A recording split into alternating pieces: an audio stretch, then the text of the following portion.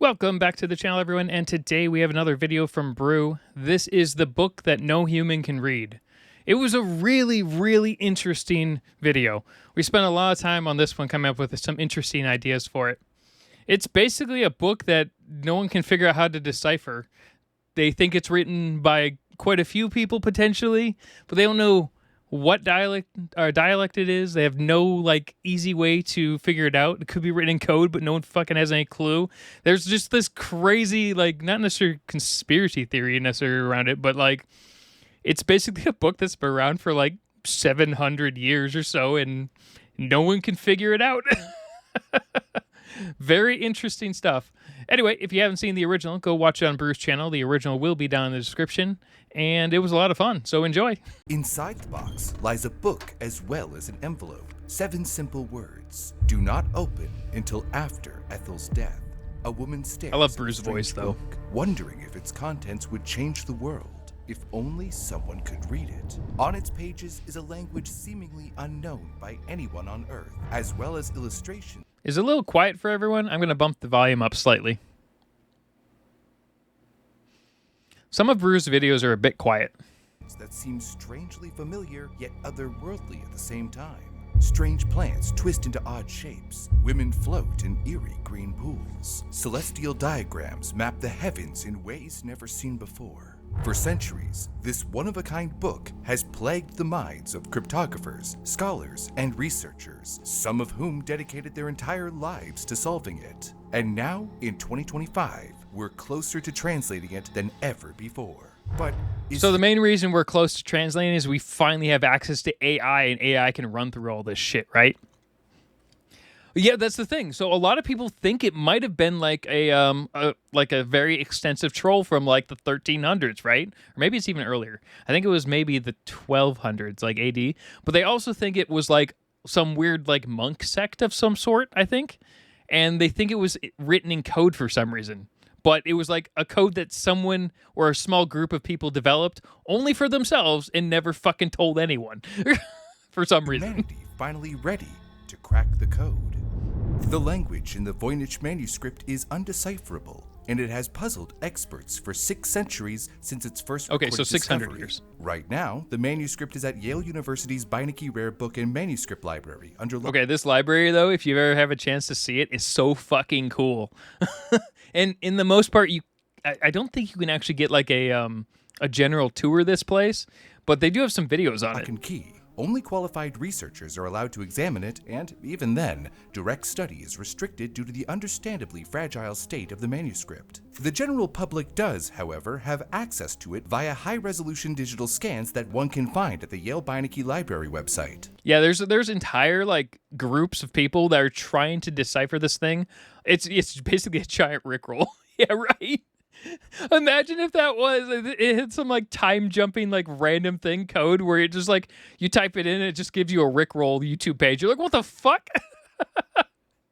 But they didn't always own it. Its origins may be That'd just be the as funniest, strange as the book weirdest, itself, and perhaps probably could most shed broken some thing on the light world. This enigma. So let's start our investigation there. Hans P. Krauss, who owned the book between 1961 and 1969, bought it for $24,500. Jeez, how much was that when he bought it? Approximately $260,000 in today's money. He was Okay, so the only downside of some of Brew's videos is he doesn't account for certain types of inflation. So his numbers between what it cost then and what it costs now, apparently, from what I can tell, is generally off by a good 15 to 20% sometimes. But in general, he's very, very thorough when it comes to scientific everything. was a rare book stealer known for his expertise in valuable texts. His hope was to turn a pretty penny for it, believing it to be worth $1.4 million in today's money. But after years of trying and failing to sell it, he gave up and donated it to Yale University. Yeah, so the problem there is you have to figure out how the fuck you would buy or sell that thing, because if no one wants to, if he had, gotten it around now, if he had gotten that book when the internet was basically made, that's when it would have actually been worth a shit ton of money. Effectively been almost like having a Banksy, broken down wall that you just stole off someone's wall.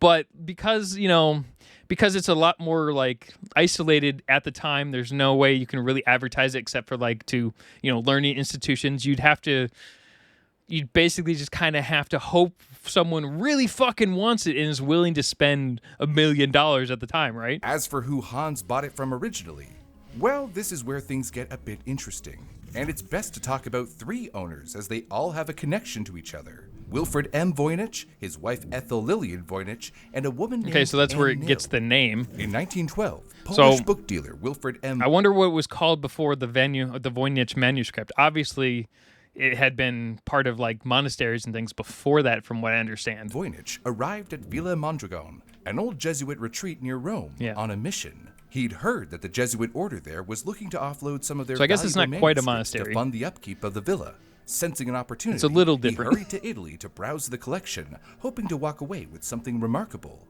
And did he ever? Voynich ended up purchasing around 30 manuscripts. Among them was one peculiar book, one that would eventually bear his name.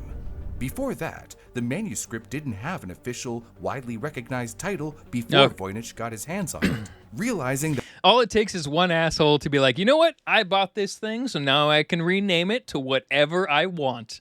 Yeah. And then everyone, after like 50 years or whatever, is like, oh yeah, it's always been known as that.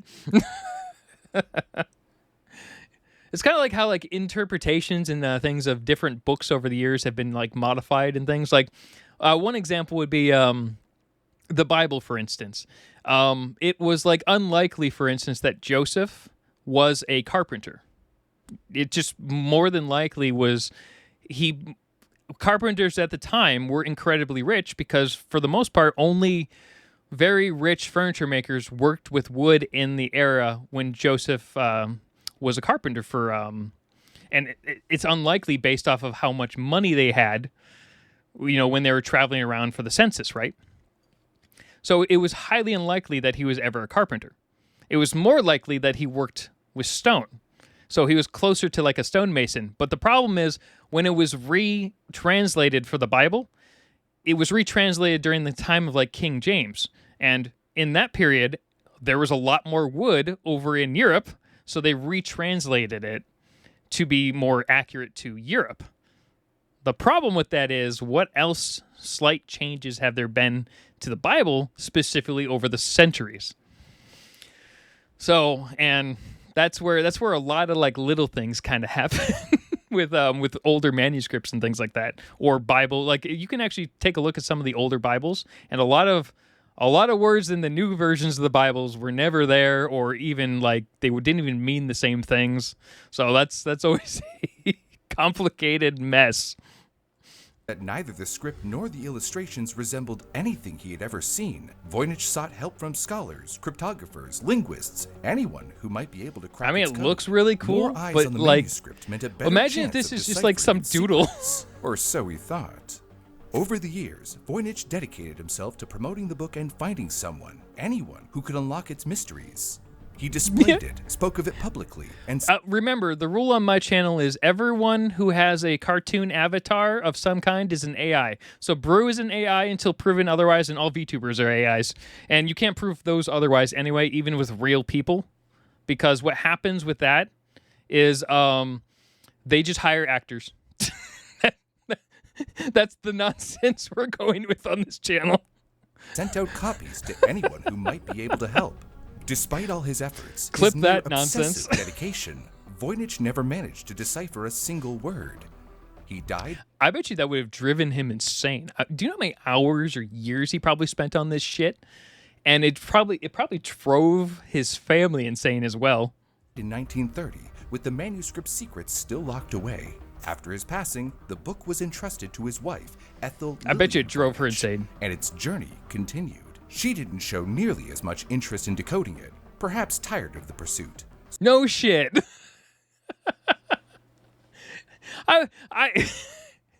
She probably just stayed married because at the time divorce was probably like one of the worst things you could have done. She probably fucking hated that book. So while running her husband's book business, she tried to sell it. Yeah. With no luck. So instead, she locked it away in a safety deposit box with a letter addressed to one Anne Nill to only be opened upon her death. Why was Anne Nils so important?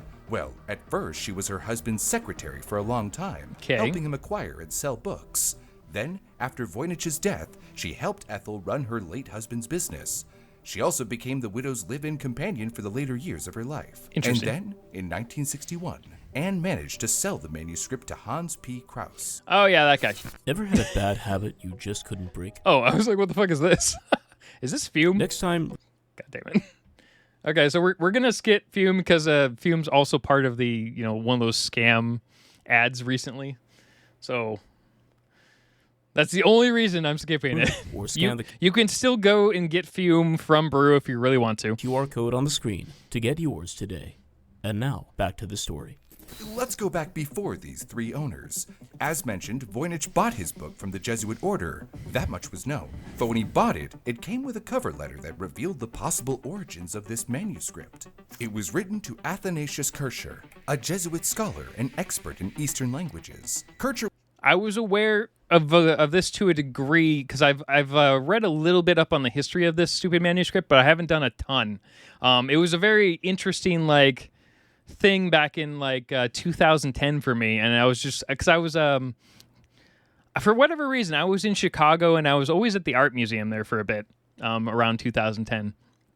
But there was a whole section on this manuscript for a little while at the museum. It was like a little side thing that they had, and I thought it was really cool, and I looked into it a bit, but I never really followed up on it. I was always working on some other project.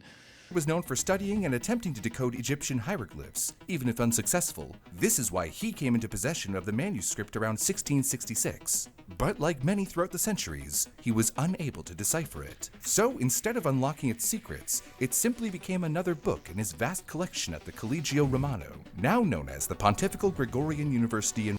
Now, the big difference, though, between these guys deciphering stuff is you're looking at maybe a team of 1 to 3 people, potentially, right? Whereas now, with the super ultra HD versions you have online that you can just go find, you have potentially 2,000 to 5,000 people constantly looking into this stuff with potential AI, if it can kind of convert things together. So it's a lot. The internet has made things a hell of a lot easier to just learn from in general. Or also, it's caused problems all across the board everywhere, but, it's a human problem, really. Rome, and there it sat, untouched for the next couple of centuries or so. Fast forward to 1870. The newly unified Italian government was seizing church properties, and to prevent their vast library from being confiscated, the Jesuits scrambled to hide their most valuable books. Right, yeah. Many were secretly transferred to this has happened a lot more often than most people think across from government hands. Different the wars and was issues. Moved to Villa Mondragone in Frascati, Italy, home to the Jesuits' Ghisilieri College, and there it remained, gathering dust for a time. That is, until Voynich acquired it. If we go back to this letter that Voynich uncovered, it reveals 2 more owners of the manuscript. The one who wrote Kircher was Johannes Marcus Marchi, a physician and head of Charles University in Prague. I like how librarians or whoever were in control of this book thing keeping these manuscripts, safe and whatnot. We're like, yeah, we don't need this thing. We don't even fucking know what it is. We just think it's like a coloring book.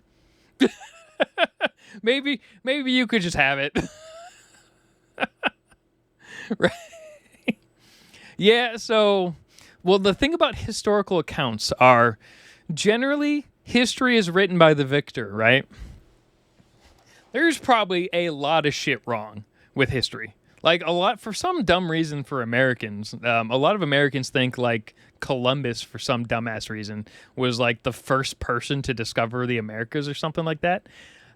He wasn't. There were a shit ton of other people before that. And we're not even talking about, anyone who was here already. We're talking about just other fucking ships.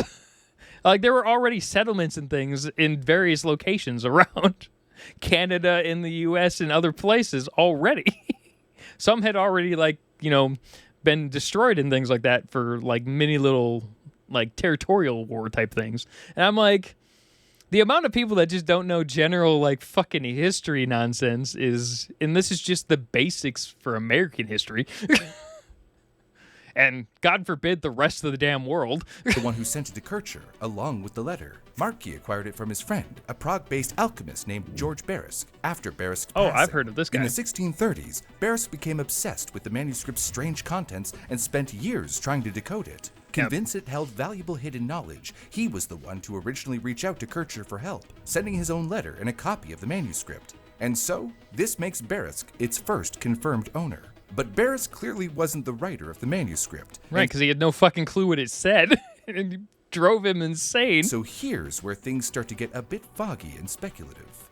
We know now that a man named Jacobus Horczycki de Tepenetz, say that name 3 times fast, was likely a previous owner in the early 1600s. Okay. That's because experts used multispectral imaging, a technique that revealed traces of signatures invisible Obviously, to the that's all naked relatively eye. new Doing stuff. So, scholars were able to detect faint traces of his signature, likely erased, on the first page of the manuscript, Okay. along with some Latin letters and Voynich symbols, clearly an early attempt at deciphering it. Who is this mysterious man, you might be asking? Tepenetz was the personal doctor of Holy Roman Emperor Rudolf II. He's important because if we go back to this cover letter that Voynich uncovered, it identifies the emperor as a previous owner. Probably I honestly kind of wish Brew was a really like connected to the Swarm, and he did like a deep dive into the ARG. Maybe just because I want to listen to it with Brew's voice. I don't know. in the late 1500s to early 1600s. He likely gave it as a gift or partial payment to his doctor. According to Voynich, however, he believed the man who sold the emperor the book may have been John Dee, a mathematician and occultist who allegedly brought the codex to Prague, likely because he knew Rudolf was obsessed with the occult. I kind of want to look into John Dee and see what kind of cultist he was. See, the upside of videos like this is we can actually grab different people's names and then see about videos on the other like random shit that's gone down in history. We could do some crazy like I did a couple of history videos on like certain various islands around South Africa and whatnot, and a lot of people got mad because I was like super ignorant about any of the history, and they're like, you should know this shit. I'm like, why? No one ever fucking taught me this. This is the first time even hearing it. I'm just making fun, like, little speculations and stuff. Don't make speculations about history. I'm like, well, how does people learn then? But John Dee kept meticulous diaries and made no mention of the manuscript. At least for the diaries we have from him. That means As he many really are thought it was missing. secret. It likely was someone else that sold the emperor this manuscript, and we may have found the person. Stefan Guzzi, a manuscript researcher, released a paper for the first international conference on the Voynich manuscript in 2022. In it, he describes how he searched old archives from the Roman Empire. If you remember, according to the letter, Rudolf II bought the manuscript for 600 ducats. Guzzi uncovered only one transaction that matched exactly 600 gold coins. I mean, I think it'd be cool to have like a job where you just go through old manuscripts and find old crazy things about history. That'd be a lot of fun, especially if you could get paid for it, right? But, like, you know, it'd have to be at the point where it's actually fucking worth it to live on. So some of those guys do it just for hobbies and whatnot. But the problem is when you do it at a hobby level, you're not going to be taken seriously, which is a huge fucking problem in academia, right? But if you're, like, getting paid for it, it may not be... Well, okay, so the problem with the internet, though, is... Oh, wait, the fastest way to learn on the internet is saying bullshit to get someone to correct. Yeah, that actually is a good way to do it. I learned a lot about neuro by being totally wrong about neuro, which is totally great. The problem is a lot of people on the internet, the main mistake they make is when they are obviously wrong, they don't like own up to it and like they just like double down. Like, remember when I called, what was the other VTuber that acts like an AI but isn't an AI? It's like a whole team of people. Yeah. So I called Zentrea an AI, and I thought she was totally an AI the whole time for like the entire video. And then there was a whole thread of people who created a thread on Neuro's page, the Reddit Neuro page that they weren't making fun of me exactly. But they were like, oh, we finally got someone who thinks Zen is an AI. And a worse AI than Neuro. That was great. That video was fantastic. I love that video because I was like, oh, okay, so she's not AI. Cool. I tried to make a a Reddit account, but I totally forgot that you needed to have karma to post on a lot of channels. Like, I could have used my private account, but I created a brand new throwaway account, and I didn't have karma, so it automatically thought I was a bot and deleted me. I'm like, oh, that's just fucking perfect karma. Yeah, but yeah, no, I mean, that is a great way to learn on the internet. But a lot of people, what happens is when they're like super wrong about something, depending on who they are, they will either, be like, oh, cool, thanks for telling me, or they'll double and triple down, and then it becomes a problem. Of course, that fucking Reddit post came up. Yeah.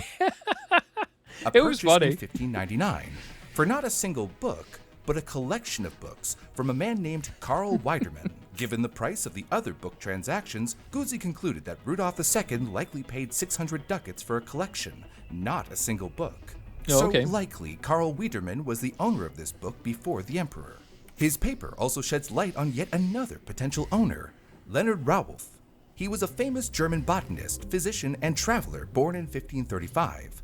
Not only had Rudolf II bought 4 hand-drawn botany books authored by Rauwolf a few... Now, a good thing to keep in mind with videos like this, specifically, not just Brew in general, but anyone who's making videos like this, when they say potentially, they legit mean potentially, because there's like a good 40% chance that it wasn't actually true, because there's just no real easy way to like 100% iron out the details. And that's kind of how history is, right? We eventually lose the records. Now, the upside is, in general, unless there's like a massive like fucking solar flare that knocks out all of our storage somehow, which is possible, there's a good chance in the digital age, it'll be nearly impossible to lose all of our main data. Everything on the internet, for the most part, will probably be forever. years prior. But Karl Widerman was also close friends with a lot of Rauwolf. bullshit there, Not too. only that, but when Rauwolf passed in 1596, there's records that the books he had in his possession were sold off. 3 years later, the Voynich manuscript was likely sold to Rudolf II. So while all speculation, it's interesting speculation and lines up fairly well, especially given the numerous botanical illustrations within the book. The question is, where did Rauwolf get the manuscript? Or was he the author? Unfortunately, this is where our case grows cold. Sort of. It's unclear if one of these owners wrote it or if that information is simply lost in time. But there is one last clue. A possible author to this... Like, I think a bunch of people thought it was from what I remember, is they thought it was like a group of people. So, and it was like maybe 50 years before even this, I think. Manuscript. If we go back to that same letter, which Voynich took to heart, it stated that Rudolf II believed it had been authored by a man named Roger Bacon, an Englishman. No relation to the famous actor Kevin Bacon, unfortunately, but maybe someone can find 6 degrees of separation. Roger Bacon was a 13th century philosopher, scientist, and alchemist. Basically your classic medieval overachiever. I mean, that would make sense, because if you look at the book, there's a lot of plant drawings in it, right?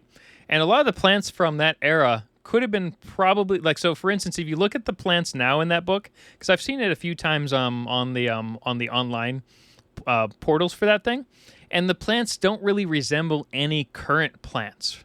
They're like some close ones, but I think they said that a lot of the plants like have changed slightly over the last 1,000 years to where they could have resembled that, because there are other like manuscripts that are like kind of confirm that plants were similar in that way.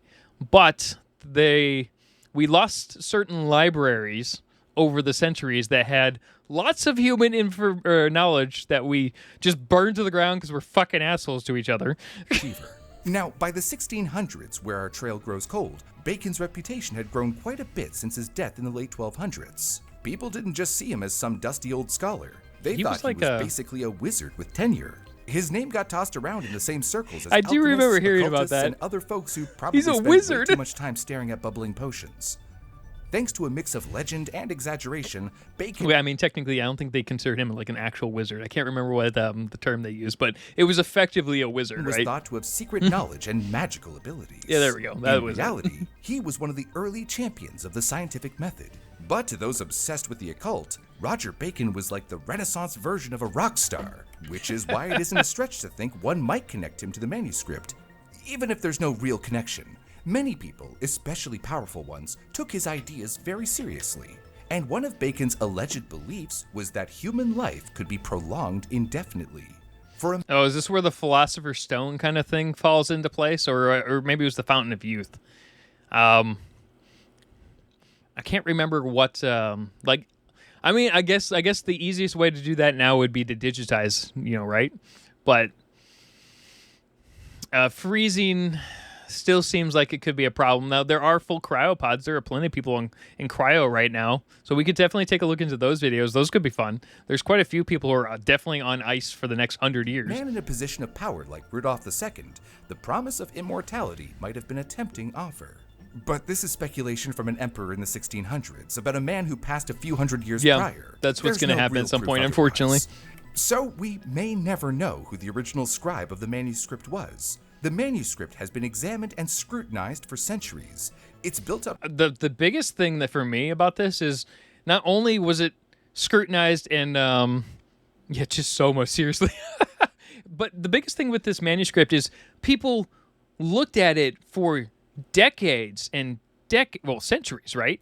And they kept it in such good condition throughout all the centuries, basically, without losing their fucking shit before they died and burning the thing. Because I could totally see some asshole be like, I can't figure it out, fuck everyone else, and just lighting the thing on fire. Quite the reputation among scholars. Maybe that's and just has now. spawned numerous theories about what its content might actually hold. But what clues can we uncover by studying the manuscript itself? The book is bound in a limp vellum cover. It measures 23.5 centimeters in height, 16.2 centimeters in width, and is 5 centimeters thick. Fairly ordinary dimensions. It consists around 234 pages, though some believe it originally had more, with several missing or torn interesting. out over the centuries. See, lost to time. that's where I could see The that being a manuscript problem. is not just one big pile of undecipherable text. At the I think very it's least, we separate. know that it's divided into Yeah, it's different. It's separated into sections. Before he continues, he's going to tell me. I'm just going to take a guess. I think it's 6 sections, but I could be wrong. 6 sections, Oh, yes. each with its own theme based on the illustrations. And it's, for lack of a better word, trippy. First, we have what scholars call the botanical section. It takes up more than half of the manuscript. So I think the problem with the botanical section is none of the flowers, for the most part, everyone thinks is like they think it's certain flowers and plants from that time period, but they don't seem to replicate the current versions of those plants. Filled with drawings of plants. Some leaves sort of resemble known species like violets or lilies, but the rest, it's like someone took bits and pieces from different plants, shuffled them like a deck of cards, and Frankenstein them together. The flowers are alien looking. The leaves curve in weird ways. And some roots look like they were imagined by someone who never left their home. Like me. Botanist.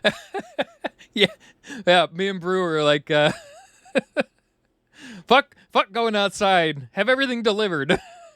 I actually have to leave my house next week. Remember how I told you guys for the most part I work from home? Yeah, not next week. Next week I gotta go in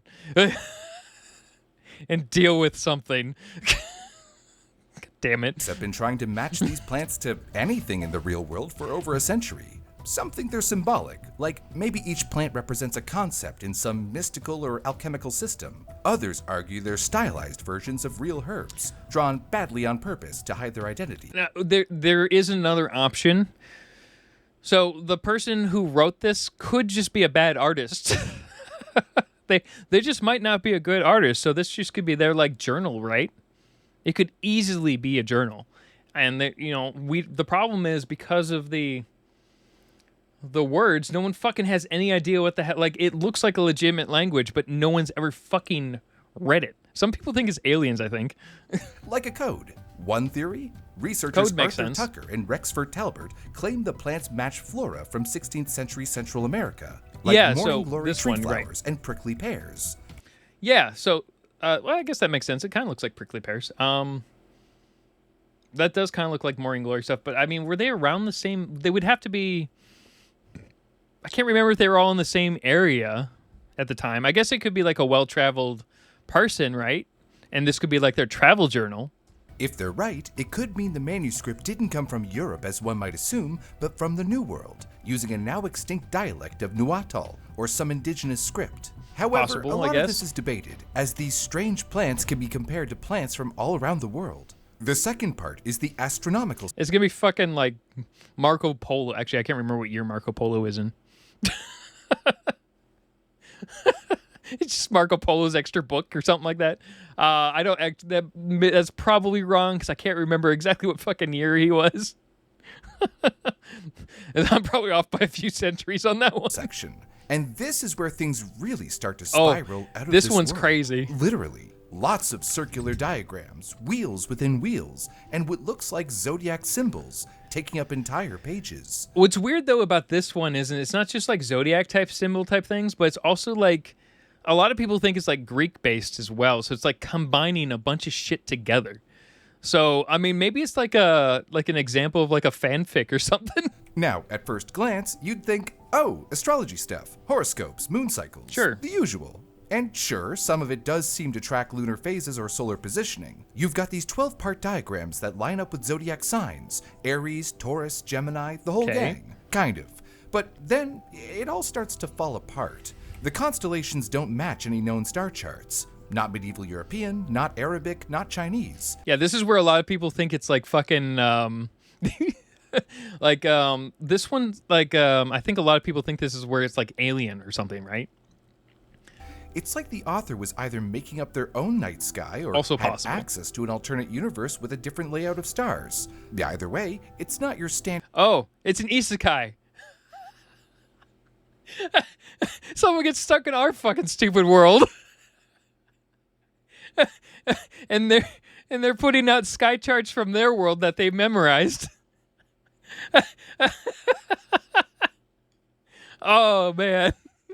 That would be funny.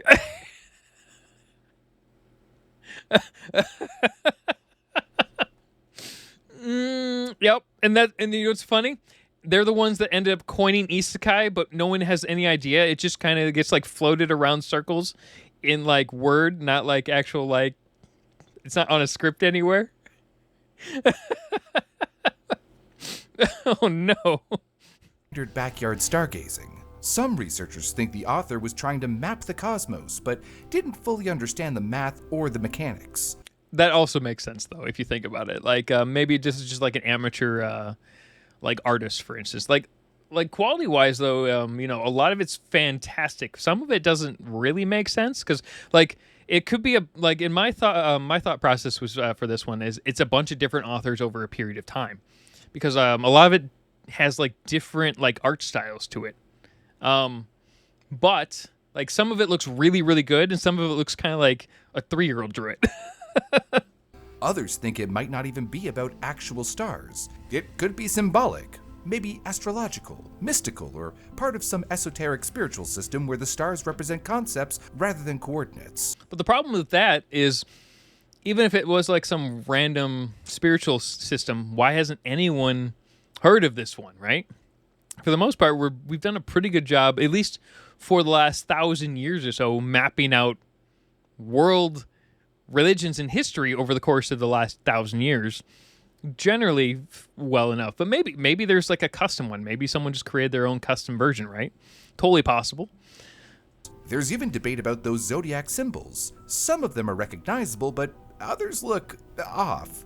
For example, the figures for Sagittarius and Pisces show up, but with weird twists. One Sagittarius figure is holding a crossbow instead of a bow and arrow. Classic medieval creativity or just someone winging it? Who knows?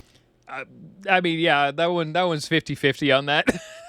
There's definitely a "we're not in Kansas anymore" vibe to it.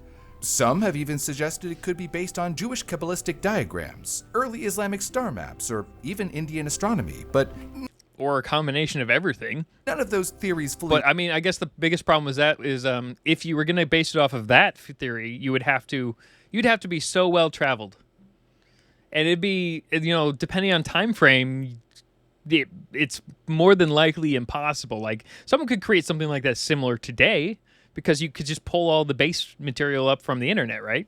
But you know, when this was most likely made, probably not. Line up either. It's all just close enough to be frustrating. Then we have the biological section, which is somehow even stranger. These pages I are haven't filled looked with into drawings this of section naked much. women, dozens of them, lounging in what looks like tubs or pools, sometimes linked by long, winding tubes. There are entire pages where these women are sitting, standing, or even half submerged in these strange interconnected vessels. The tubes snake around like garden hoses, sometimes sprouting stars or strange Great, roots. now I'm gonna have to fucking It's all very anatomically censor puzzling. sections parts Some of this. scholars suggest these women might represent health or fertility rituals, like ancient Oh, well, maybe ideas not, of 'cause it's on bodily YouTube. humors or bathing for purification. I guess it's like Others art-based. think it could be I'm probably metaphorical, maybe something to do with alchemy or transformation of the body and spirit. There's even a theory it's connected to gynecology, like an early attempt to map female anatomy. Some of the tubes are mechanical looking, and researchers have compared them to early water circulation systems, like plumbing. Next, we have the cosmological section. Interesting. This part is packed with circular diagrams and symbols. Maybe they had a secret internet. Yeah, like you're right. Maybe they could have been collecting different topics from all over the place. But I guess the biggest thing though is the language itself, not just the diagrams. The diagrams are interesting. The time travels could be. I still like the isekai concept. That's definitely interesting. Some of them look like star charts, like a continuation of the astrological section. Others, Yeah, right they here. resemble maps of imaginary cities. Maybe even blueprints of the human body if it were Maybe someone was eating a bunch of shrooms when they made this thing. designed by a cosmic clockmaker. Fucking high as One shit. standout is the infamous 9 rosette foldout. A sprawling 6-page spread featuring 9 interconnected circles, each brimming this with thing's stars, crazy. castles, and patterns. Some researchers think this might It's be cool. an abstract representation of the universe, a sort of esoteric cosmic map. Others argue it could be an alchemical diagram, illustrating processes of transformation and the interconnectedness of elements. And then there are those who believe it's a It turns out if you actually figure this fucking thing out, this is how you create the Philosopher's Stone or something, and you're immortal. spiritual or mystical depiction, perhaps even a guide to some lost cosmological understanding. The pharmaceutical section includes drawings of plant parts, roots, and jars. Lots of jars. These jars are highly detailed, but they don't resemble anything from known medieval alchemy or apothecary practices. Some Right. researchers believe these drawings could represent medicinal plants or elixirs, but others think the jars could be purely symbolic of something that dabbles in the realm of alchemy. But with no recipe, we're left guessing. Speaking of, the 6th and final section is full of recipes, though That no one can read. recipes is a pretty generous term. This part consists of short paragraphs, each marked with a little star-like symbol. Oh, so they think it's potentially recipes, right?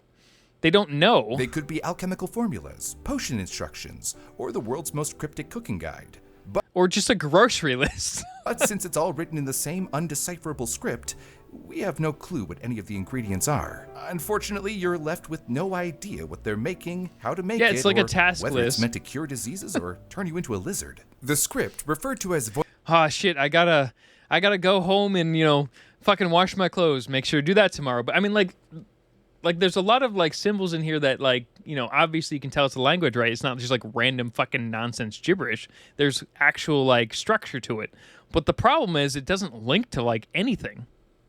Voynich cheese doesn't resemble any known language or cipher. It's almost as if someone set out to write the most confusing thing imaginable, and somehow succeeded. Some have speculated that the Voynich manuscript could be the result of a mental health condition such as graphomania, an uncontrollable urge to write often seen in psychosis, or That would be interesting. That'd be an interesting, like, if someone was, like, completely psychotic or whatever, or not psychotic, exactly. It wouldn't be quite psychotic, but they, like, invented an entire language in their head or whatever for this. But, I mean, the other problem is all the additional, like, crazy details that you probably wouldn't be able to do in a single lifetime. But maybe if you were in a library. Okay, so think about this. If you're in a, like, maybe not like, I think the Library of Alexandria was burnt down before this, like by like 800 years. No, so let's say you're like you worked in like a research institute, but you were trying to keep everything in code. You memorize effectively a code for yourself, and then you do your own research and you create this crazy book based off of all the other books in the library that you have. That's possible. This could just be like a fun little side thing, but the problem is there's so many missing holes. glossolalia, It's an the ancient practice D&D of group, producing yeah. speech or text that mimics language but has no understandable meaning, typically during trance or religious states. Or perhaps it's all an elaborate hoax, Yeah. written by an ancient prankster or even Voynich himself. Maybe he It's the prequel to Johnny Somali. who wrote the letter, and even put Jakubus Horchitsky to Tepanech's signature on the manuscript. And there is even possible evidence of this. When compared to other signatures from Tepenech, some specialists do say the characteristics of the signature make it authentic. However, according to analyst Jan B. Hurrick, they don't match the one on the manuscript, not even a little bit. That's a good point. What if they're references? But even if they were references, you would still have to have like a similar... Like, for instance, if you're referencing another book, you would still have like a similar version of that book title, like unless you're creating a custom language for that book title, right? So it's still the problem is still the fact that you've created a custom language for whatever the hell the reason is for this code, I guess, effectively. And provide side-by-sides. It could be that Voynich put the signature there to spruce up its value. Maybe he even fabricated the letter. However, there is proof that he likely didn't write the manuscript himself. Let's take a look at Zipf's law. It's basically a law about how often words show up in a language and whether they follow a predictable pattern. The most common word, like the in English, is used about twice as often as the next most common word, of, 3 times as often as the third, and so on. This is common with most languages out there, and when applied to the manuscript, it follows Zipf's law. That possibility rules out both graphomania and glossolalia, as they usually produce chaotic output without consistent structure. However, does that rule out a hoax? Gordon Rugg, a researcher who's been poking at this mystery for over a decade, claims that the manuscript's content... If it was a hoax, this has driven so many people potentially insane over the centuries. Imagine dying and be like meeting the guy who did it and be like, hey, how'd you like my hoax? What? Oh, yeah, I just made up shit. Why? I don't know. I thought it'd be funny. I didn't think it'd go on for 14,000 years and spawn 8 different religions. Good times. It is very possible to fake. Rugg came up with a method using a grid of syllables and cards. Slide the card over the grid and it spits out combinations that look like words in this mysterious script. And more importantly, they follow Zipf's law. Does that mean this is a fake? Not necessarily. And Rugg did go in with the knowledge of Zipf's law, which was only popularized by George Kingsley Zipf in the 1930s and 40s, well after Voynich acquired the manuscript in 1912. And others aren't convinced it's a hoax. Dr. Marcello Montemuro and Dr. Damien Zanet... Okay, I've actually heard of the first guy. He's actually moderately famous. I haven't heard of the second guy, though. Experts in both physics and mathematics have taken a deep dive into the Voynich manuscript. Using a field in math known as information theory, they go a step beyond Zipf's law. After their analysis, in each of the 6 sections of the manuscript, they found common words only associated with those sections and not in others. Also, they found lots of words with similar... Well, then the option there is it's potentially 6 different authors if each section is done by different people. But... which could make sense then based off of how the art's all different, because certain art looks like it's drawn by like a 7-year-old, and then certain art looks like it's, either or like almost 2 decades apart in certain ways. Similarities in how they're spelled, like how psychology, biology, and astrology all end in ology. Montemuro says that kind of consistency, the way certain word structures match up with certain images, suggests intent, like there is meaning hidden somewhere deep inside the mess. It sounds like someone just created it's a masterclass in deception, layered, deliberate, and statistically convincing. Now, one might think that perhaps Voynich had this knowledge in the early 1900s, which is not very likely. Regardless, radiocarbon dating of 4 of the parchment papers from the manuscript has determined that the book is much, much older. There's some variation in the age, but we... Imagine if the book itself was like 200 years old, but it was just like blank for all that time, or 200 years older than this, and it was blank, and then Voynich went through and wrote this thing for fun to be a piece of shit. Obviously, that doesn't make sense because you can also date the ink as well. So you should be able to tell the difference between the two. So it was probably written about the same time as created. Do know the parchment is from sometime between 1404 and 1438. Some debate about the data suggests that range should be wider. You are correct. Yeah, if you started early and you got better at art over time, absolutely. But it looks I guess it depends. I can't remember where the botany section is. I don't remember if it's in the first part of the book or the second half of the book. I'd have to double check that again. Like, he's spreading it out where it's showing the botany section kind of in the first part, but I can't remember if that was actually where it was in the actual manuscript. Between 1391 and 1483. Regardless, it paints a much clearer picture. It was likely written sometime in the late 14th or 15th century. So the thing about carbon dating is a lot of people don't believe it's accurate, and a lot of people do. So a massive chunk of people don't believe it's accurate based off of the young Earth theory, right? So, for instance, if the Earth is only 10 to 15,000 years old or whatever, a lot of people say carbon dating can't be accurate. But that's also kind of based off of like religion in certain ways. It's so the big thing for carbon dating is, for me, I have not looked into carbon dating specifically in the last probably 15 years since I was in college the first time. So we would have to watch an entire video on carbon dating again for me to remember how it worked correctly and whether or not new scientific stuff has come out. So keep that in mind when you're listening to me on this one, at least for carbon dating stuff. But I'm pretty sure a lot of it has to do with the young Earth theory, which is a huge like religion thing where a lot of people, believe that the Earth was created within 7 days, right? But the question is 7 days 7 like Earth days that we know of it, or is it like 7 million years or 7 billion years? We don't know specifically because it wasn't exactly given a specific time frame. Because the problem is, like, if you're basing it off of like the Bible, a lot of people in the Bible before the flood apparently lived to be over 900 years old, so the timing is all whack. So there's a lot of like suspected problems with the young Earth theory in certain ways. And then there's always the magnetic field thing with the Earth. I just have not done enough research in, at least recently, into a lot of the Earth's main potential history, which we could absolutely do some videos like that. But what we'll do is we'll do them at the end of streams for people who want to go through insane shit, and we can all learn together. Oh yeah, that's the thing though. But a lot of people believe it was 7 days, right?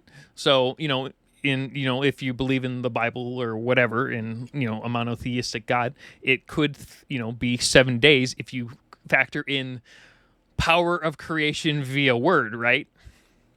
Because then that makes basically Earth the center of the universe. And the problem you have is, we haven't really proven that any other fucking planet remotely nearby has moderate life of any kind, really. There are potential, like, bacteria things in other planets and things, but, that's semantics to some people, but proof to others. That's the whole problem with the belief system. And that's, we can talk about crazy shit for that for hours, years even, and no one will ever come to a consensus until like fucking aliens invade the planet and blow up half the continent. Then maybe people will be like, okay, I believe that now. So by the time Roman Emperor Rudolph II got his hands on it in the 1600s, the manuscript was already 100 to 200 years old. If Leonard Rauwolf, the botanist, is the earliest known owner, there's still a big gap of ownership in between. This also puts to bed the theory that Roger Bacon wrote it.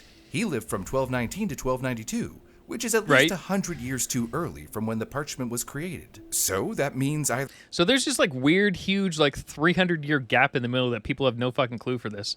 Do you know what we should do is maybe if I have time again tonight and we extend it further, we should look into that. Remember all the people in the last month who thought the rapture was coming for some insane reason? And they sold all their shit or something? I don't remember. There's someone with exceptional knowledge insane of languages that would rival linguists of today wrote this as an elaborate hoax sometime in the 1400s, or it's real. So if it's real, then let's try and solve it. Many have attempted to interpret the manuscript for centuries and failed. Some of the previous owners, like Voynich, Berisk, and Tepenech, tried to decode it, sometimes with the help from scholars. Many theories emerged from this, from secret societies to references of the Andromeda Galaxy, long before it was recognized Okay, so the Andromeda Galaxy would be definitely aliens then, right? as a galaxy. But as with so many of the numerous theories, these ideas were debunked. But there have been theories with a lot of potential, like this one that assumes the Voynich manuscript might actually be written in Old Turkish. Not just an earlier version of today's Turkish, but a much older, more ancient form from the broader Turkic language family. In 2018, a Turkish electrical engineer named Ahmet Ardiç proposed this with help from his sons. They weren't cryptographers or medieval scholars, but language enthusiasts who noticed something interesting. The structure of the manuscript's text matches the patterns of agglutinative languages. To explain, unlike English, some languages, such as Turkish, build words by stacking small pieces of meaning together, like Lego bricks, one on top of the other. For example, I like Legos. Ev means house, Evler means houses, Evlerde means in the houses, and Evlerdekiler means the ones in the houses. That's an interesting way of doing language. I actually like that better than fucking the US's version of like, let's create a bunch of different words for the same and spell it the same damn well. We'll spell it 3 different ways, but we'll call it the same thing. We'll call there, and there all the same word. Well, they'll be pronounced more or less the same way, but they're all going to mean slightly different versions of Skibbity Sigma. Oh my god. All built from the same root. The Voynich words often look like they're built in a similar way. Ardiç believes the text is written phonetically, a sound-based version of this ancient Turkish, using symbols the author may have invented or adapted. Yeah, He even that's the suggests problem. that the manuscript might be a kind of diary, chronicling travel, people, places, and See, that makes more sense to me. Like, it was a diary of some sort, but he wrote it in code, or whoever wrote it in code, either for their own personal, they just didn't want to tell anyone about it, or they wanted to keep, their... Like, maybe, like, it was meant for, like, keeping, like, everything close to the vest, effectively, and then they could write about it later in, like, another manuscript and actually sell that version, but this way it can't be stolen, right?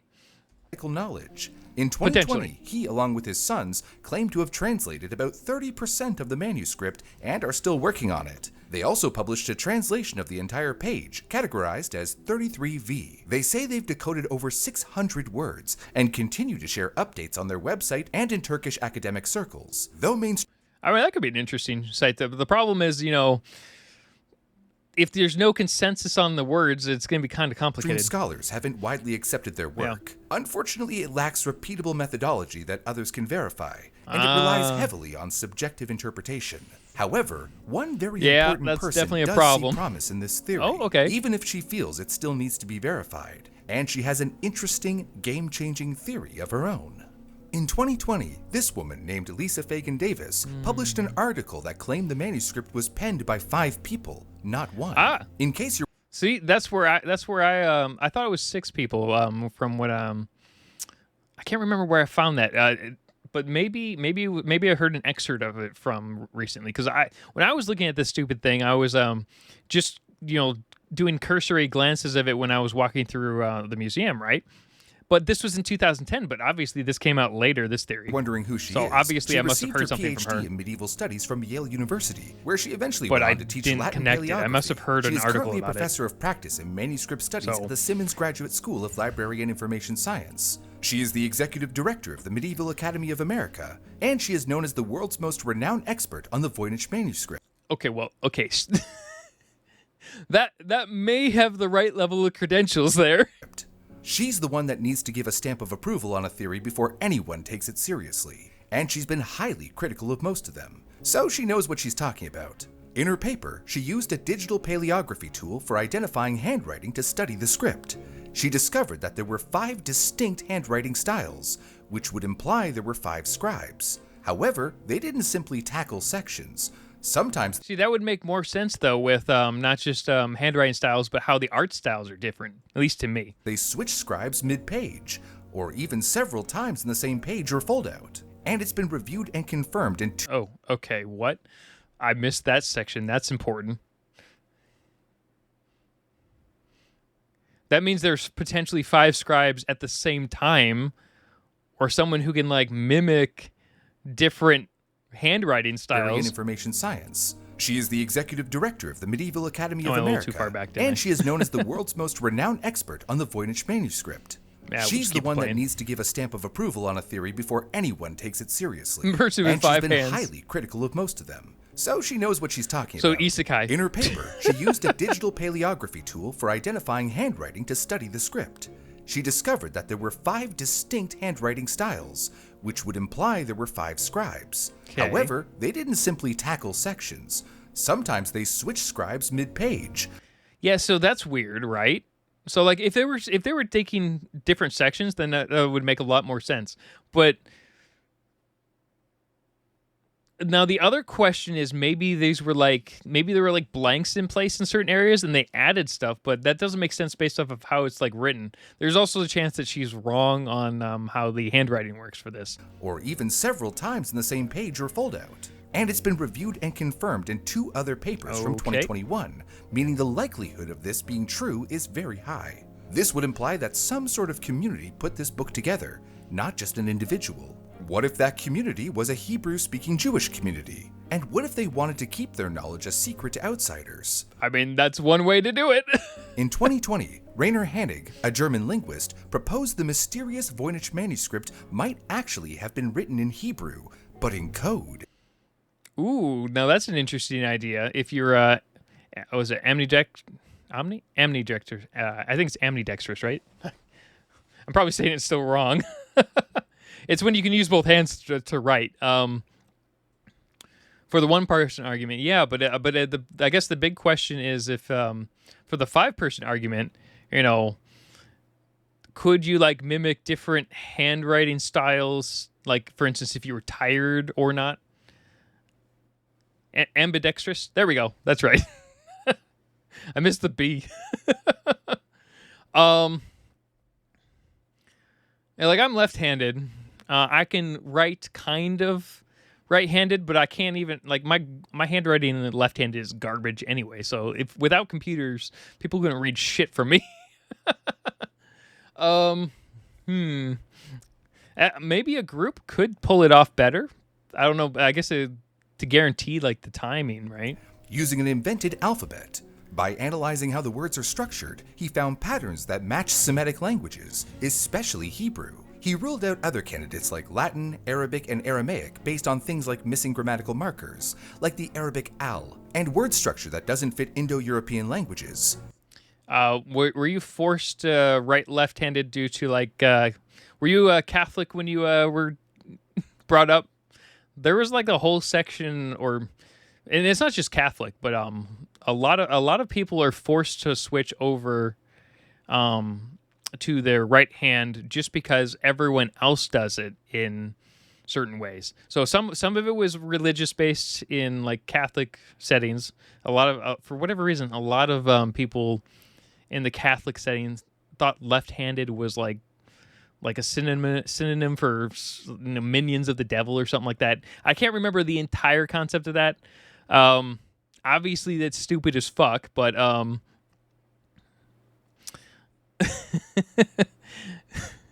but like just from a general like it doesn't make sense, like because a lot of that was like added in. Those are like things that were added.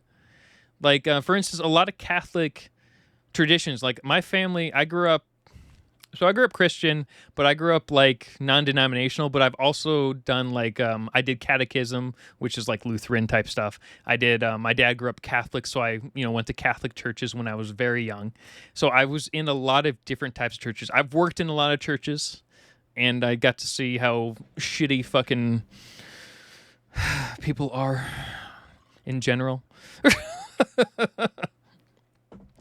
And yeah, the devil hand thing, but a lot of that stuff was added hundreds of years after the Bible, or a lot of religious texts in general, as like different I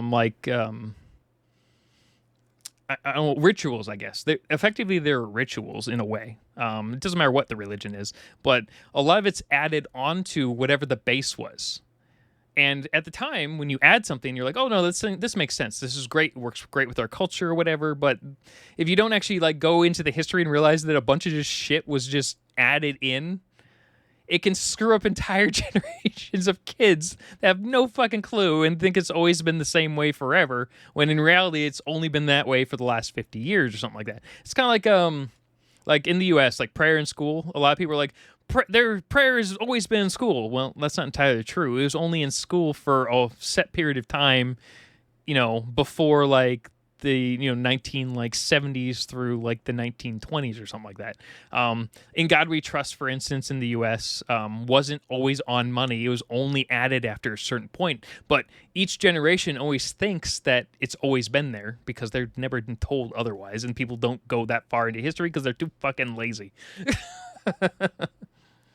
Using Hebrew grammar and dictionaries, Hannig even translated full phrases like, "the farmer groaned over the times," suggesting the manuscript might not be gibberish, just cleverly disguised. If he was right, the Voynich manuscript could be centuries-old Hebrew, and possibly of a local dialect, written in a secret script to keep it private or sacred.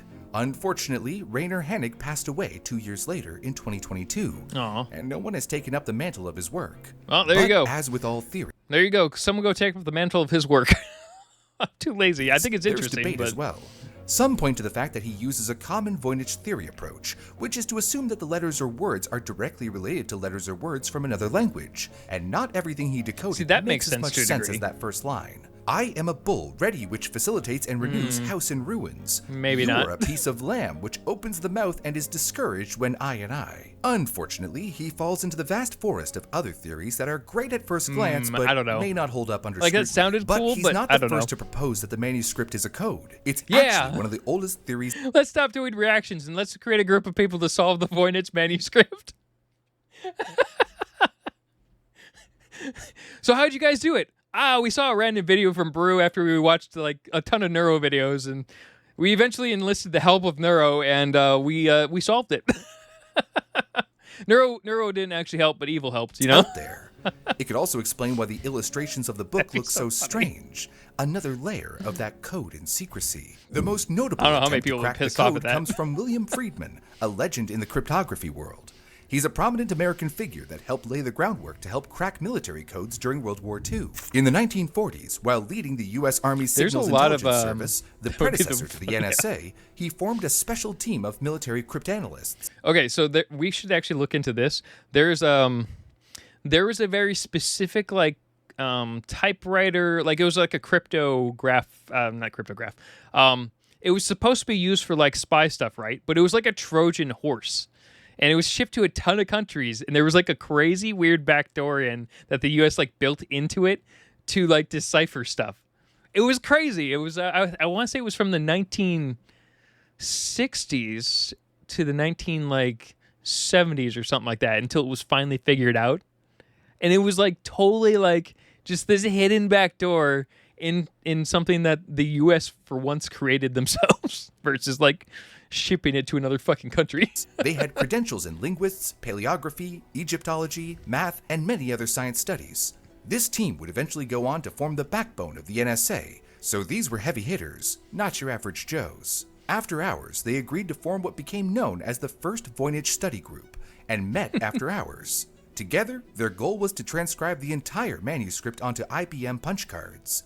An early method of storing and inputting data into computers to run computer analysis in search of patterns or clues hidden in the text. Wow, this is like, the first point of trying to use computers for, okay. I guess that's where they're kind of going with using AI for this now, right? It was one of the first serious attempts to apply modern cryptography to the mystery. In the end, they managed to punch at least 48,000 characters. Holy shit. But as the extremely tedious project was after hours, the group stopped meeting and didn't yield any results. Later, in 1962, Friedman tried again with the second Voynich study group, this time using more advanced computers from the Radio Corporation of America. This one was, again, after hours. So the Radio Corporation of America, okay, so the years in the spectra. So, let me think here. So IBM came out with, I think it's the iMac 50, or maybe it's RMac. I think it's the RMac, not iMac. I think it was the RMac 50. That the plate system was crazy. What year was it though? Was that 19? 1955? No, maybe a little later, and maybe 1962, something like that. It was around that time, and it was like a whole 5 megabytes of storage on like these massive hardware plates. It was crazy. It was a really cool system because man, we should definitely look into. Man, we got some fun stuff we could look into. You want to do this now? Yeah, let me message my wife, and we're gonna stick on this random nonsense for the next 2 hours. And they spent several months on it, creating graphs, I'm already in flowcharts, trouble. records, and all manner of tools to help them decode it. They also had a team of women who were transcribing and key punching the text, known to the group as the Wives. Unfortunately, RCA decided to not allow anyone to use their computers for any extracurricular activities and shut down the group. Friedman believed that the Yeah, the reason RCA did that was because a lot of the tech at that point was very, very temperamental, and if they lost anything, you were looking at something that could bankrupt the fucking company. manuscript wasn't a cipher, which would require a key to decipher it, but more like a deliberately invented language as a type of code. He eventually The invented language makes sense, right? defeat, concluding that it would be possible but extremely difficult to break the code of the manuscript. One can Right. only imagine what he might have been able to accomplish. Because there's no cipher. Like, maybe the cipher was in one of those potentially ripped out pages, right? So potentially, if you can use some sort of like more advanced version of spectral imaging that's currently available, maybe like 10 years from now, 25 years from now, something that can read super faint like indents from potentially missing pages. But you would have to assume there's some sort of cryptography in that thing to actually. It would be very hard, I think. So maybe there's like something hidden in the fucking leather bound or not leather bound, the actual book like binding. But the problem is I don't know if that was replaced or not over time. Because that would have been the first thing that would have been replaced, the outer shell of the book. With today's technology like AI. In fact, AI has been used several times to try and crack the Voynich manuscript by shit. spotting patterns or comparing the text to real languages. This would be like the one time AI would be fucking perfect at stealing information from everyone to unlock this thing. Some projects thought they found names or repeating structures in the writing. A more recent attempt in 2025 focused on how the symbols themselves might follow certain rules or visual logic instead of a written language. So Okay. far, none of these methods have solved the thanks. mystery. Thanks, They've Brew. just added more theories to the pile. Yeah. Most notably, in 2018, researchers at the University of Alberta, including Professor Greg Kondrack, ran the manuscript through AI with an algorithm. I don't know why, but his shoulders, like, maybe it's just this picture.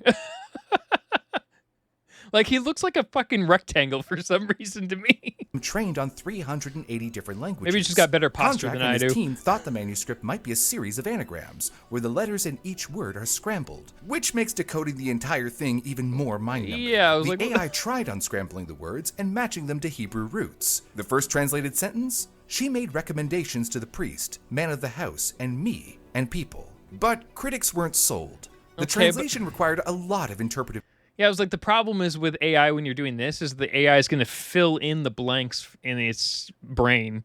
So gymnastics, reordering letters, guessing vowels, assuming medieval Hebrew spelling. Basically, Yeah. the AI might have just gotten lucky. The Verge called it out. the AI also may have added a bunch of shit to it. I think that's the bigger problem. How do you know necessarily? Saying the method was too subjective. Without consistent logic, any sentence could be twisted into meaning something. Still, the approach wasn't useless. AI helped further cement the theory that the structure of the manuscript's words shows patterns you'd expect in real languages, like syllable repetition, prefixes, suffixes. That's fair. A good first attempt, but more work is needed if we expect AI to help us solve this mystery. While we haven't uncovered the secrets of the words just yet, we do have some promising theories about the actual content of the book, and some not so promising theories. As you might guess, with any mystery out there, there will always be some wild speculation. I hope one person, come on, tell me, Brew. Tell me someone said it was an isekai. You gotta tell me. And so we explore the idea that this might not be from our world. Okay, so here's the alien one. Is it an extreme version of the Mandela effect from another dimension? Oh, Maybe okay, this is there we Old go. English. There we go. Another dimension. That's isekai.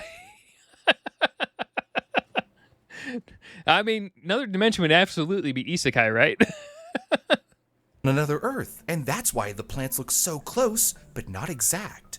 Whereas, like, another Earth version, it could be the same thing, but like a crazy timeline difference. And then you have transmigration versus isekai, right? So isekai would be another world, another dimension. Transmigration could be the same planet, not alternate timeline necessarily. It would be same timeline, but potentially 10,000 year difference. But everything gets wiped out at some point. So that's transmigration in a lot of ways. Now, that's kind of dependent on what is believed. Like an example for an anime, let's just jump to one real quick. You know the Fire Force anime? It is directly linked to the Soul Eater anime, right? They're thousands of years apart, but they're literally the same fucking world. They're totally different, and obviously Soul Eater comes out before Fire Force, but Fire Force is actually like the prequel to Soul Eater. Which is crazy, you know, when you think about it that way, but that would be transmigration. Yeah, so like a H.G. Wells time machine potentially, but you'd have to, we're looking at like pushing past like millions of years potentially into the future, and then like kind of like a loop to a degree, or maybe that could or millions of years back into the past potentially. But, you know, and then this book falling through a fucking hole in time or something like that. Which then makes isekai or transmigration from a single person more likely.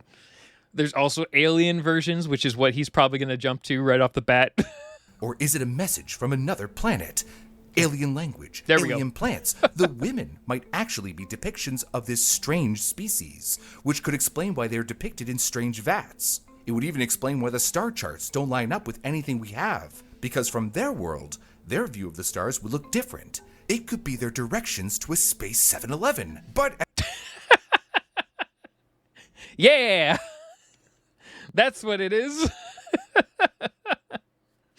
Oh yeah, Soul Eater and Fire Force are directly related. Which is interesting. But there's like thousands of years off. As you might imagine, scholars don't exactly take this theory seriously. When a BBC journalist visited the Yale library to view the manuscript, the curator joked, "My favorite is that it is the illustrated diary of a teenage space alien who left it behind on Earth." Yep, there we go. And of course, other than speculation, there's no proof for any of this. Aw, no but there direct may be a better isekai. explanation as to why the illustrations are so alien. Some researchers believe these aren't... Well, obviously, Lord of Mysteries does that.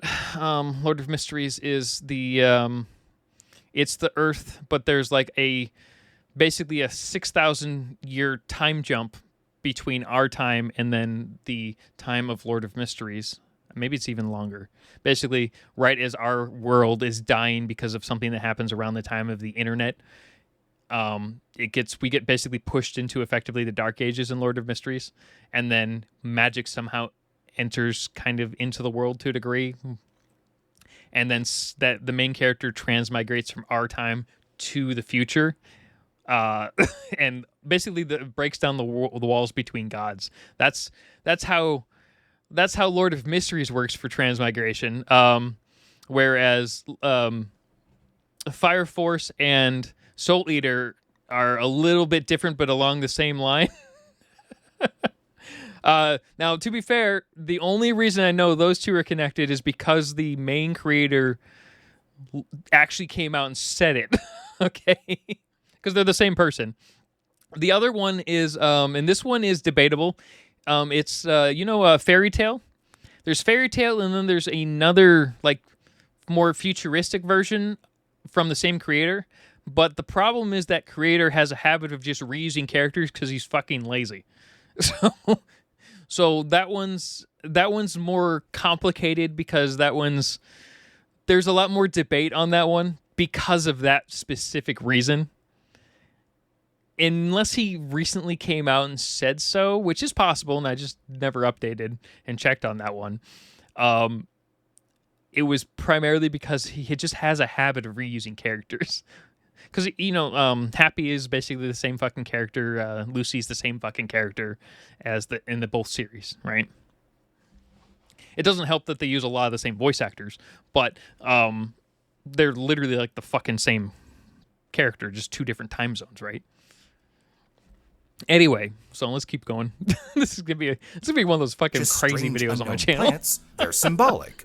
Part of a much older tradition of what's known as an alchemical herbal manuscript, where plants weren't just drawn for what they looked like, but for what they meant. These manuals weren't practical field guides, they were mystical recipe books, filled with layers I've of seen metaphor, these. coded ingredients, planetary alignments, and instructions for spiritual or chemical transformation. Alchemy wasn't just about turning metal into gold. Voynich analysts Alchemy was a lot about keeping secrets from other potential like civilizations or like countries and things like that. So it could be that. D.N. O'Donovan argues the manuscript's botanical sections share its DNA with that genre. She points to a match between Voynich and other alchemical herbals, like Lombard copies of the Tractatus de Herbis. The similarity of the illustrations is Yeah, unfortunately, Fate. I've seen only parts of the Fate series, so I haven't looked into the full history of that one. So that one, I'm definitely lost on that one. I know some of the background, but some of it, some of it I don't, because the whole series is screwed up. such that some have suggested the Voynich manuscript was produced in the same scriptorium. That is to say, the same writing room in medieval monasteries where monks copied manuscripts, specifically in northern Italy, Lombardy, in the 1430s, which would match with the carbon dating. Also, the illustrations of All right, plants in I'll the look into it botanical later. section, about 98 full-page images, land squarely in the 90 to 100 range you see in most late medieval alchemical herbals, such as the We could watch a whole lore video on Fate if you want.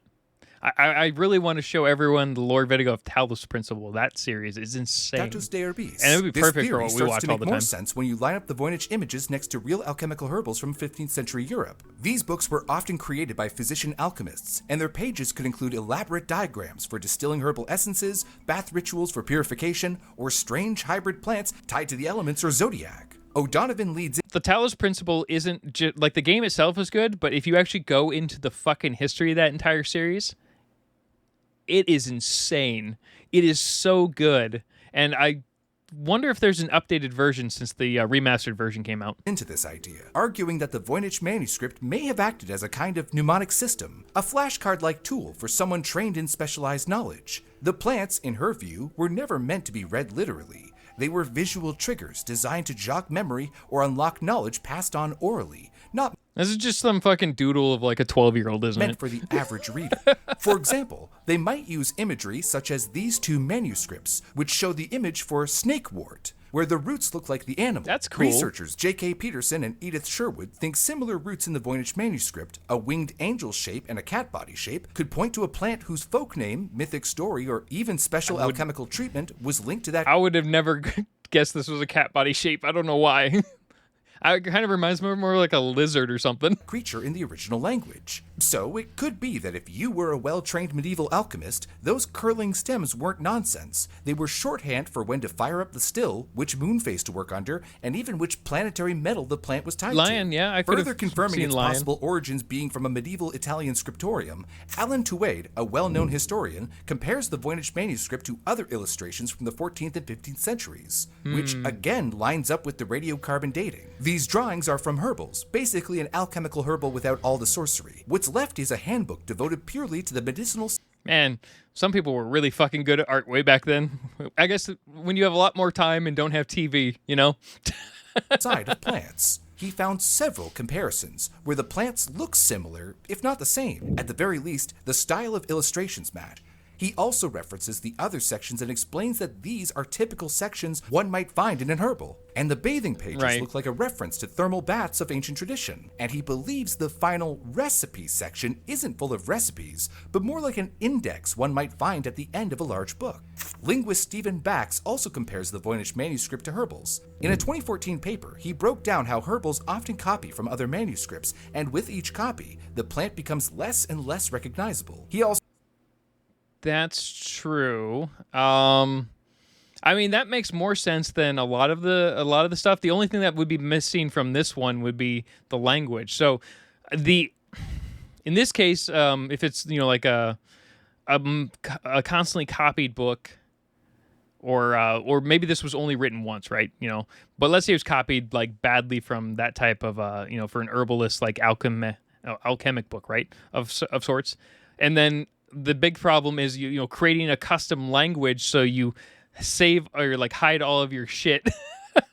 So I guess it could be like it turns out it's the secret to life, right? Also mentioned how the plant name was usually the first word of the first paragraph on the page of the illustration. So, with this knowledge, and by comparing these images to other manuscripts, he was able to identify drawings he believes are juniper, hellebore, and centaury, and associated them. I'm like, what's a proper academic book, right?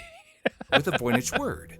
In the end, he concluded that this manuscript was likely not from Europe and may have been from... Yeah, so, like, yeah, if he was traveling around and traveling to different places, he could have written it in code, or she or whoever it was. They could have written it in code, so if it was stolen, it wouldn't... their life's work wouldn't, be basically ripped off, right? Because that would work, because guess what? No one's been able to figure it out. From a culture and language that went extinct. To add on to the medical manuscript theory, didn't even think about Lionel Strong, a cancer research scientist and amateur cryptographer, announced in the 1940s that he had decoded part of the manuscript, and it revealed that it had a more specific focus. The text, so far decoded, is in medieval English and deals with the effects of plants on physiological processes in health and disease, especially the diseases of women. He supposedly decoded 2 pages from the book, Folio 78 and Folio 93. A snippet of his decoding in the article he published stated, "When the contents of the womb rip or tear the membranes, the child comes slyly from the mother, issuing with the leg stance skewed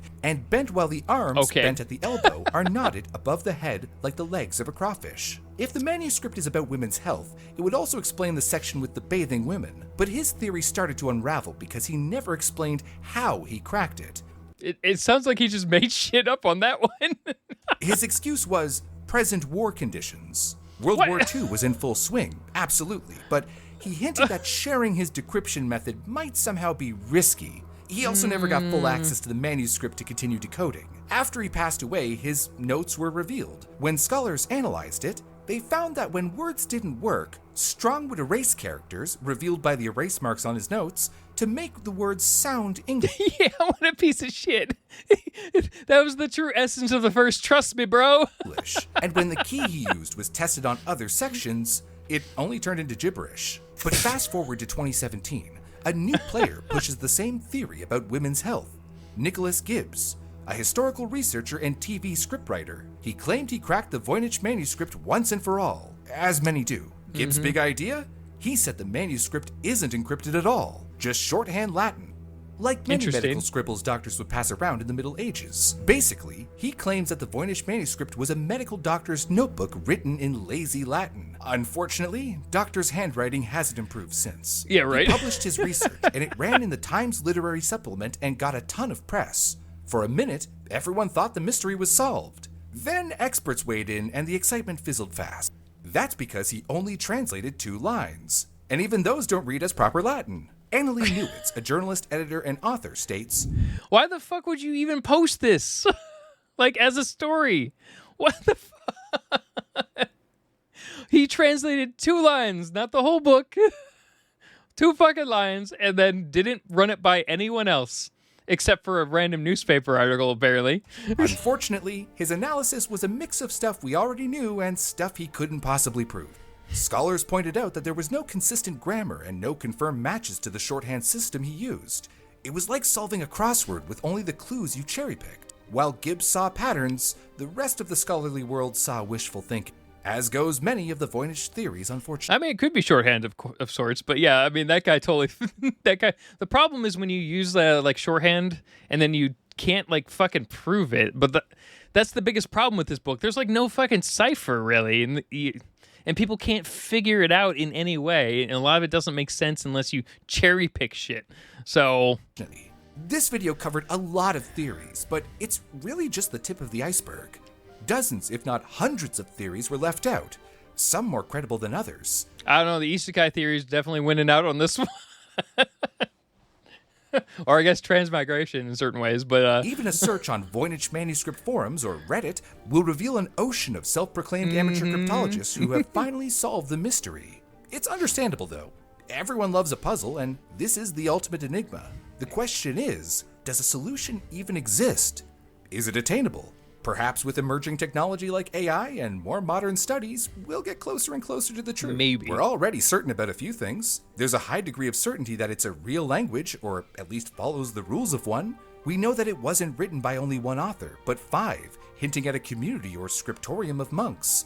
Radiocarbon dating proves that this was likely written in the 1400s, which also lines up with how the botanical illustrations match with herbals from that time period, be it alchemical or medical, which also hints at the purpose of the manuscript. We also know what it's not.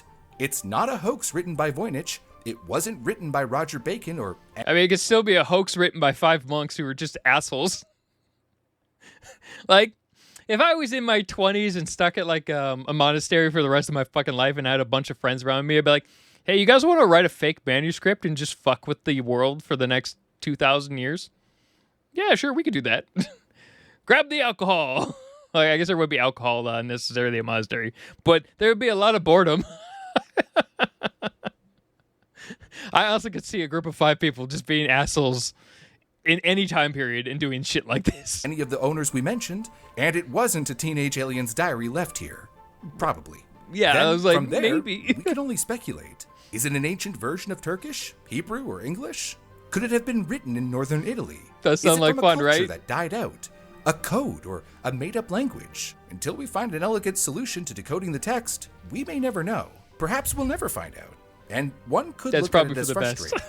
But you could also just enjoy the mystery of it. And the theories that... I guess the upside is even if you don't figure it out, it gets people thinking, right? And, attempting to try things, which in other aspects is very interesting because, it keeps people from like just asking ChatGPT everything. It forces you to actually think about it because AI is obviously just as fucking lost as the rest of us. Emerge. Sometimes they're whimsical and silly. Other times they're thought-provoking. But they're always engaging. So even though we haven't solved the mystery, as most will claim, it's still a fun mystery. Why do you think I get so many complaints about pausing videos? videos? You enjoyed it.